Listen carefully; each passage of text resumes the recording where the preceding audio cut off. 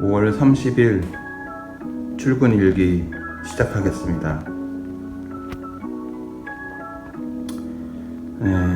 오늘 화요일이죠. 어저께는 석가탄신일 대체 휴일로 월요일날 쉬는 날이 되었고요. 원래는 출근해서 일을 해야 되는 상황인데 몸이 너무 힘들어서 그냥 집에서 쉬었습니다.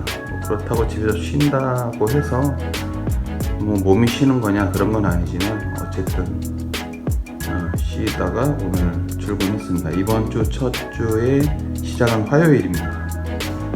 본론적으로 들어가서 오늘 먹어볼 간식은 이치에 멘치카츠 버거입니다. 제가 이치에라는 그런 뜻을 잘 몰라서 좀 찾아봤거든요.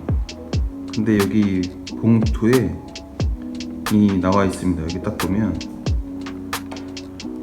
압구정 로데오의 예약 필수 맛집 이치에의 대표 메뉴 멘치카츠를 활용한 버거네요.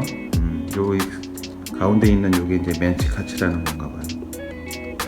이 이치에라는 뜻이 일생에 딱 한 번 만나다 뭐 이런 뜻을 내포하고 있거든요. 그냥 말 그대로는 한 번 만남 뭐 이런 뜻인데 좀 궁금해서 찾아보니까 역시 이게 나오더라고요. 압구정동 로데오 이자카야. 이자카야 집입니다. 이치에가 술집이고 압구정동에서 좀 꽤 유명한가 봐요. 저는 잘 모르겠지만 어쨌든 거기에 맛있는 요리를 이용한 버거입니다. 요즘엔 이렇게 가게에서 이런 상품을 만들어서 판매하는 경우가 많죠. 좋은 현상이라고 보여집니다. 예전에는 가게를 열면 가게 안에서 판매하는 음식을 가지고 그리고 그 가게를 방문한 사람들에 의해서 운영이 됐다면 지금은 이제 배달 문화잖아요. 일반적으로 그냥 배달하는 게 아니라 배달은 보통 그 지역 내에서 돌아다니는데 이렇게 제품화를 하게 되면 전국 어디에서나 먹을 수 있는 그런 상황이 됩니다. 다만 배달이나 매장에서 먹는 것만큼의 맛은 나진 않을 거예요. 포장이 되어 있고 이 포장 상태로 이동을 해야 되고 그리고 전자레인지에 데워 먹는 이 버거 같은 케이스는 아마 그럴 거라고 생각이 되어집니다. 그래도 맛은 있을 거라고 생각이 되어지네요. 한번 먹어보도록 하겠습니다. 여기 보시면 사진처럼 이렇게 바삭한 형태는 될 수가 없겠죠, 당연히.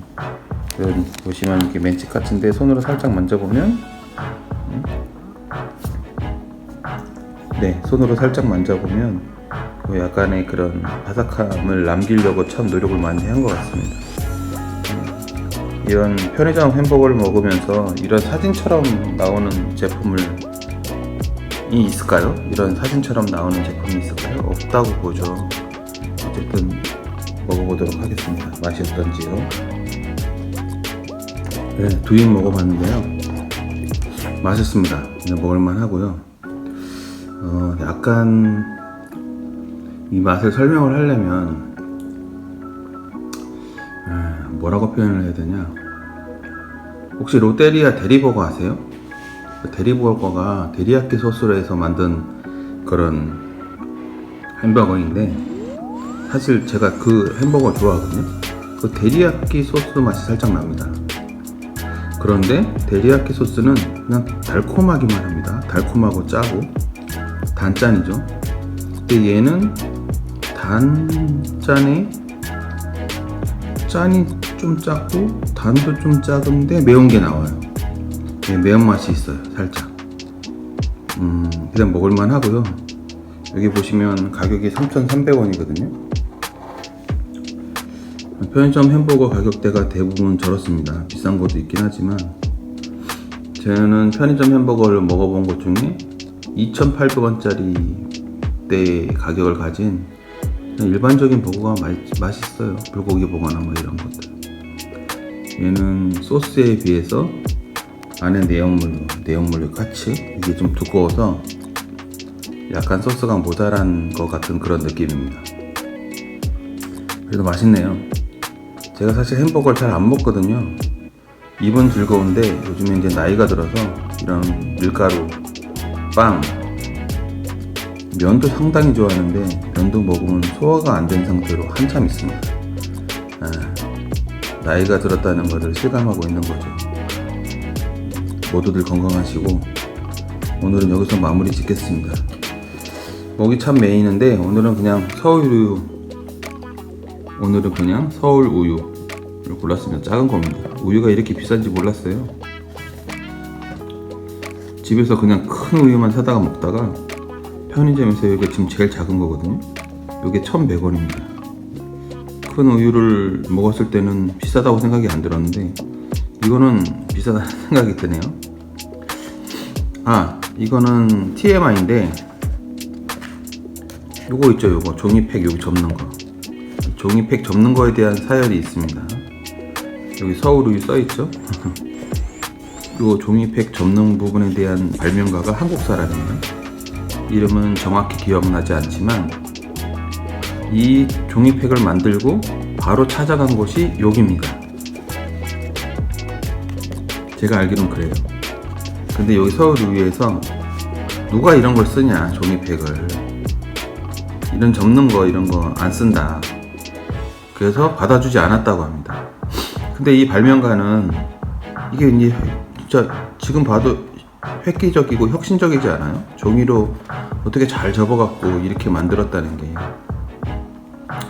이 사람이 찾아간 곳이 미국의 한 우유 회사입니다. 근데 그 우유 회사는 그렇게 비싸지 않은 가격에 이 아이디어 발명품을 사가요. 분명히 그 발명가 기준으로는 많은 돈이겠지만 그 우유 회사 기준으로는 얼마 되지 않은 돈입니다.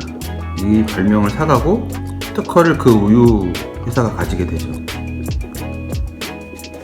이렇게 만들어진 종이팩, 국내의 모든 우유 음료수 회사가 다 그 우유 회사한테 로얄티를 지불하고 있다고 알고 있습니다. 전 세계가 다 이렇게 만들죠. 그 우유 회사는 우유만 파는 게 아니라 이거 접는 거에 대한 로얄티도 팔고 있는 거죠. 근데 꽤 오래된 일이라 그 특허가 끝났을 것 같기도 한데 최근은 아니네요. 몇 년 전에 알아봤을 때는 아직 특허가 살아있다는 그런 얘기가 있더라고요. 대한민국이 이런 실수를 하는 케이스가 되게 많습니다. 대표적으로 월드컵 분수 노즐, 이제 월드컵 분수가 한강물을 끌어들여서 100m 이상 쏘는 건데 그 노즐을 대한민국 어떤 한 기업에서 개발을 해요. 근데 그때 거기 월드컵이 무슨 마포구인가요? 그 공무원이 그 100m 올라가는 노즐에 대한 제약사항을 외산 제품 이렇게 적어놨다는 거예요. 근데 전 세계 알아봐도 100m 이상 쏘는 그 당시에 100m 이상 쏘는 노즐이 없었어요. 근데 한국에서 만든 거죠. 그러면 제약사항이 잘못됐으면 고칠 수 있는 거잖아요. 근데 그걸 안 고쳐요. 일이 복잡한 거죠. 지 바빠지고 일이 많아지니까. 결국은 그 월드컵 분수는 월드컵 되기 전에 완성을 해야 되니까 어떻게 하다가 이 제조회사가 그 특허를 들고 유럽으로 날아갑니다. 그리고 그 특허를 팔아요. 그 특허를 판 회사가 마포구죠? 마포구에 다시 되팔아요. 그렇게 해서 만들어진 게 월드컵 분수입니다. 그런 거 많아요. 대한민국에 찾아보시면. 그래서 선진국이 아닌 나라의 차이가 그런 사소한 것, 지금 되게 큰 이유지만 시발점이 사소한 것이지만 나중에 크게 될 것들을 잘 못 알아보는 제도와 체계와 사람들의 머릿속, 그런 것들이 선진국이냐 아니냐를 결정하는 게 아닌가 싶습니다. 좀 말이 길어졌습니다. 오늘 하루도 잘들 보내시고, 오늘은 그냥 흐리다고만 하는데 소나기도 온다고는 합니다.